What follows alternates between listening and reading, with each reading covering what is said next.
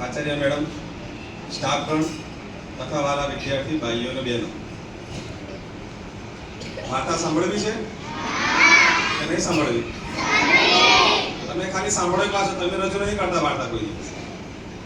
જેમ અમે તમને ભણાવીએ ને રીતના અમારે પણ તાલીમ આવે, ટ્રેનિંગ આવે, તો ત્યાં પણ અમને સાહેબો ભણાવે પાછા. અમારા પણ સાહેબો હોય. એટલે તમે કોઈ દિવસ જોતા હશો કે ભાઈ આજે જીતુભાઈ સાહેબ નથી કઈ ગયા કે તાલીમમાં ગયા છે, રાજ સાહેબ 2 દિવસથી કઈ ગયા તો તાલીમમાં ગયા છે. તો તમારે એકલું ભણવાનું એવું નથી, અમને પણ ભણાવવામાં આવે.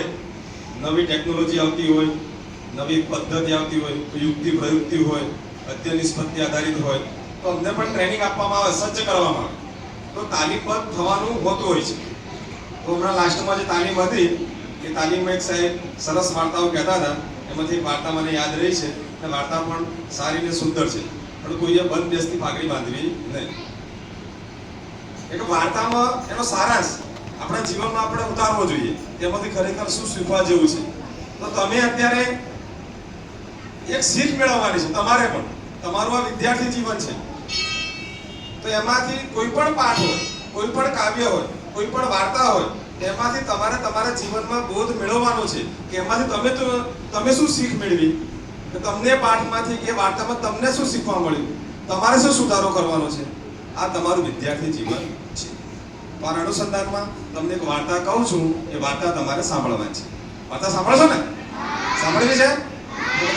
બરાબર. પછી પ્રશ્નો પૂછીશ આ વાર્તાના અનુસંધાનમાં, જવાબ આવડવા જોઈશે, આજુબાજુ ડાફરે નહીં માટે. તો એક નગર હતું. એ નગરની અંદર તમામ સમાજના, તમામ જ્ઞાતિના માણસો રહેતા હતા. એ નગરની અંદર એક રાજા પણ રહેતા હતા. આ રજવાડા વખતની વાત છે. રાજા રજવાડા ચાલતા હતા ને, અંગ્રેજો પહેલા દેશી રાજ્યો ચાલતા એ વખતની વાત.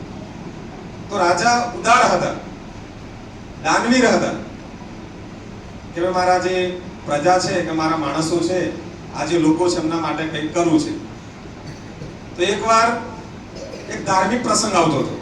તો ધાર્મિક પ્રસંગની અંદર રાજાએ નક્કી કર્યું કે આ જે મારા નગરજનો છે, કે મારા જે પ્રજા છે, કે જે માણસો છે, એમને મારે બધાને જમાડવા છે. શું કરવું છે? જમાડવું છે, ભોજન આપવું છે. જેમ આપણે જમવા માટે જઈએ છીએ ને મંદિરમાં અને ગામમાં કોઈ પણ હોય, કે આપણા સ્કૂલમાં કોઈ પ્રોગ્રામ હોય, તો રાજાને એમ થયું કે મારે તમામ માણસોને જમાડવા છે. તો રસોઈ બનાવવા માટે જે રાજ રસોઈયો હતો, કે સારામાં સારો રસોઈયો, કે ભાઈ સારામાં સારી રસોઈ કોણ બનાવે છે, એનું સર્વે કરવામાં આવ્યું. એ ભાઈને બોલાવવામાં આવ્યું કે ભાઈ આટલા માણસો છે, તો આટલા માણસોની રસોઈ બનાવવાની છે, બનાવશો? તો જે રાજ રસોઈયો કહે છે કે રાજના દરબારમાં રહેવું અને રસોઈ આપણે કેમ ના બનાવીએ, આપ કહેશો તો બનાવશું. તો આખું મેનુ આપી દેવામાં આવ્યું કે કઈ કઈ રસોઈ બનાવવાની. તો દાળ, ભાત, પૂરી, શાક, જે મીઠાઈઓ હતી, લાડુ બાડુ, કોપરા પાક ને બધી મીઠાઈઓનું આખું લિસ્ટ આપી દીધું. એને સીધું બધું લઈ આપવામાં આવ્યું અને નક્કી થયું કે ચાલો રસોઈ બનાવવાની અને ગ્રામજનોને બધાને જમાડવાની. હવે તારીખ, વાર, તિથિ નક્કી થાય છે. એ દિવસે રસોઈ બનતી હોય છે. જેમ આપણા સમાજની અંદર કોઈ પણ નાના મોટા પ્રસંગો હોય તો રસોઈ બનતી હોય, તમે જોયું હશે એ જગ્યા. તો જ્યારે રસોઈ બનતી હોય છે એ જ વખતે અચાનક બધા પોતપોતાના કામમાં હોય છે. રસોઈઓ પણ એના રસોઈ બનાવવાના કામમાં હોય છે, એના માણસો પણ રસોઈ બનાવતા હોય છે. પણ રસોઈ જ્યારે બનાવવામાં આવે છે એ જ વખતે અચાનક જ એક સાપ નીકળે છે, કોબરા સાપ. કેવો સાપ? કોબરા સાપ જોયો છે? ટીવીમાં કે મોબાઈલમાં જોઈ લેજો, સર્ચ મારી લેજો, કે એની અંદર ઘણું બધું ઝેર હોય. એવામાં જ આકાશની અંદર એક બાજ ફરતો હોય છે. તો બાજ એ કોબરા સાપને પકડી લે છે. હવે કોબરા સાપને જ્યારે બાજ પકડી લે છે ત્યારે એની નીચે આ જે ઘટના બને છે એ જગ્યાએ આ રસોઈ બનતી હોય છે. રસોઈ બનતી હોય છે. તો કોબરા સાપને બાજ પકડી લે છે અને એ બાજ ઉચકીને આકાશ તરફ લઈ જાય છે. હવે જે બાજનો જે સ્વભાવ હોય છે એ શિકાર કરવાનો હોય છે, એના ખોરાક માટે શિકાર કરે. હવે જે કોબરા સાપ છે એના બચવા માટે હવે સાપને એમ કે જો હું આ મારા બચાવ માટે પ્રવૃત્તિ ના કરું તો આજે મારું મોત થઈ જશે, મારું મૃત્યુ નક્કી છે. તો એ બચવા માટે એનું ઝેર છોડે છે પાક સામે. જે ઝેર છે ઝેર છોડતો હોય છે. હવે જેવું આ ઘટના આકાશમાં બને છે, નીચે રસોઈ બનતી હોય છે, અને એ જે ઝેર છે એ ઝેર ઉપરથી નીચે પડે છે. નીચે એટલે કે જે જગ્યાએ રસોઈ બનતી હોય છે એ જગ્યાએ. હવે જે રાજ રસોઈયો જે બનાવનાર હતો રસોઈયો એના કામમાં હોય છે, બીજા માણસો હેલ્પરો તે પણ કામમાં હોય છે. પણ અચાનક જ ઉપરથી આ જે ઝેર છે એ ઝેર એ મીઠાઈઓ પર, દાળ ભાત પર, પૂરી શાક કે બીજી જે કોઈ વસ્તુ હતી જમવાની એની ઉપર પડે છે, અને આ વસ્તુનો કોઈને પણ ખ્યાલ નથી. રસોઈ બની ગઈ. રસોઈ બની ગયા પછી જે રસોઈયો હતો રાજાને કહી દીધું કે ભાઈ મારી ફરજ પ્રમાણે મેં મારી રસોઈ પૂરી કરી દીધી છે, હવે તમે જમવા માટે આમંત્રણ આપી શકો છો.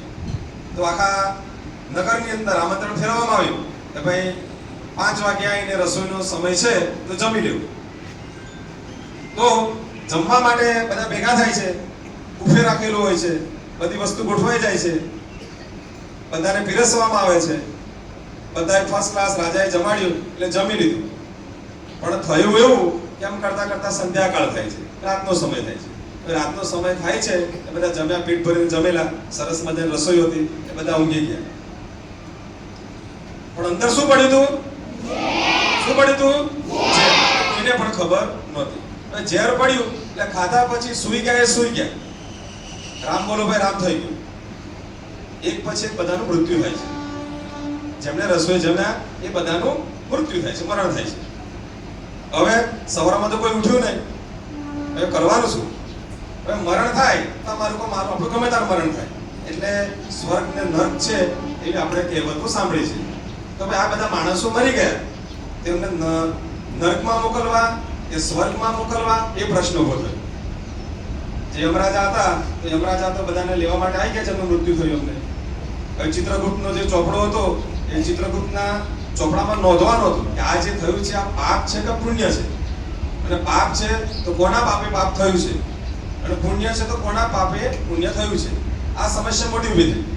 તો ચિત્રગુપ્તને આખો ચોપડો આપવામાં આવ્યો કે આનું સર્વે કરો કે આ પ્રશ્ન ખરેખર શું છે.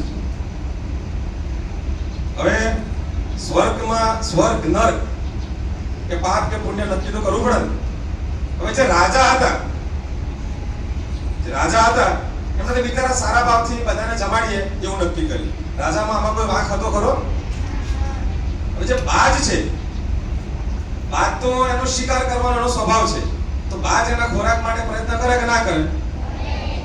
બરાબર. હવે એની સામે જે કોબરા સાપ હતો એને બચવા માટે, એના બચાવ માટે ઝેર છોડે કે ના છોડે?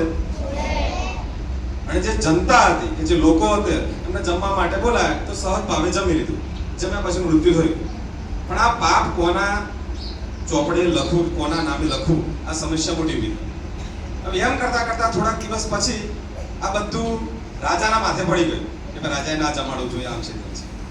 એટલામાં જેમ આપણે અહીંયાથી બધા સંઘો જતા હોય છે, અંબાજી જવા માટે સંઘ જાય, પાવાગઢ જવા માટે સંઘ જાય, રણુ જવા માટે સંઘ જાય, ડાકોર જવા માટે સંઘ જાય, એમ એક સંઘ ચાલતો ચાલતો એ ગામના પાદરથી પસાર થતો હતો. જે પ્રવાસીઓ હતા, યાત્રાળુઓ હતા, થાકી ગયેલા, તે વાતની નાઈટ ત્યાં રોકાવું જ પડ્યું હતું એ ગામની અંદર. બીજો કોઈ ઉપાય એમની પાસે નહોતો. ચાલીને થાકી ગયા. હવે એમને ખબર નહીં કે આ ગામમાં આવી ઘટના બની છે. એટલે એમણે કહ્યું કે ભાઈ એટલામાં ત્યાં એક ડોશીમાં ફરતા હતા, ઉંમરલાયક હતા. એમના આજે સંઘવાળા હતા, એમને વાત કરી કે ભાઈ આ ગામમાં મારે રોકાવું છે, તો રોકાવાની ગણતરી છે.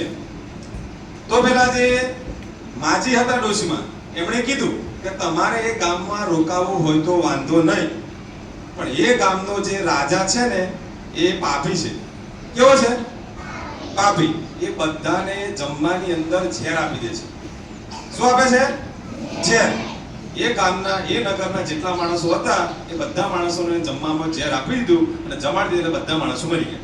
એટલે તમારે રોકાવું હોય ગામમાં તો વાંધો નથી, પણ એ ગામનો જે રાજા જે જમવાનું ભોજન આપે એ ભોજન તમારે જમવાનું નથી. તો જમશો તો ભોજનની અંદર ઝેર આપી દેશે. રાજાએ ખરેખર આવું કરેલું ખરું? નતું કર્યું ને.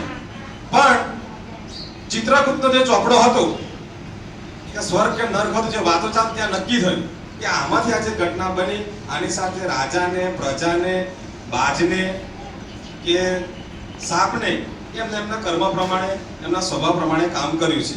પણ આ જે માજી છે, જે ડોશીમાં હતા, એમણે જે નિવેદન આપ્યું કે ભાઈ રાજાએ ઝેર આપ્યું છે, તો એમણે તો આ વસ્તુ જોઈ નથી.